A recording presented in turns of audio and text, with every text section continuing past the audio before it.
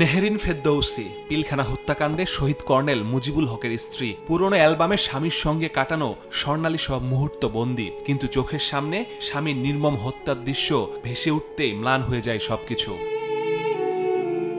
উচ্ছৃঙ্খল জওয়ানদের থামাতে ব্যারাকে গিয়েছিলেন তৎকালীন Dhaka sector commander Mujib. Brush ফায়ারে হত্যা করে 3 তলা থেকে নিচে ফেলে দেওয়া হয় তাকে। ভাবনায় তার অফিসার, তার দেশ, তার সৈনিকরা। আর 1 মাস পরে উনি রিটায়ার করতেন, যে রিটায়ারমেন্টের শেষ দিনটা উনি ওনার সৈনিকদের সাথে কাটাবেন, সৈনিকদেরকে থামানোর জন্য ডিজি ভাই নাকি বলেছিলেন।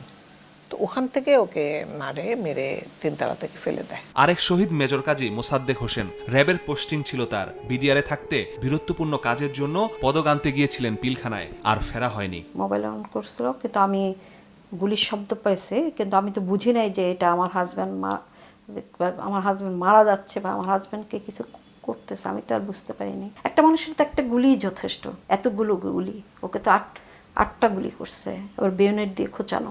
এই জিনিসগুলো তো আমরা ভুলবো না, যতই হোক এগুলো তো ভোলা যায় না। নতুন লাক্স, যা ত্বককে করে কোমল আর দেয় ব্রাইট গ্লো। ট্রাই করো লাক্স। উত্তেজিত জওয়ানদের রুখতে একাই ছুটে যান বিডিআরের সুবেদার মেজর নুরুল ইসলাম। মৃত্যু নিশ্চিত জেনেও চালিয়ে যান লড়াই। তার বীরত্বের জন্য রাষ্ট্রীয় পদকে ভূষিত করার দাবি পরিবারের। আমার বাবার এই আত্মত্যাগের কারণে সরকার কিন্তু আমার বাবাকে 2010 সালে শহীদ ঘোষণা করে।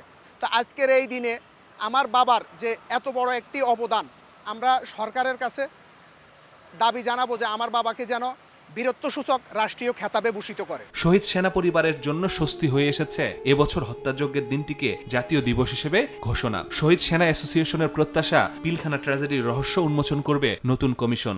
আমরা চাই এটা সঠিক বিচার জানি হয়, এবং এর পিছনে ইন্ধনদাতা যারা ছিল তাদের নামটা জানি আসে। কোনো চাপের মুখে এবারও যেন আর ন্যায় বিচার বঞ্চিত না হতে হয় সংশ্লিষ্টদের প্রতি, সে আহ্বান শহীদ সেনা পরিবারের।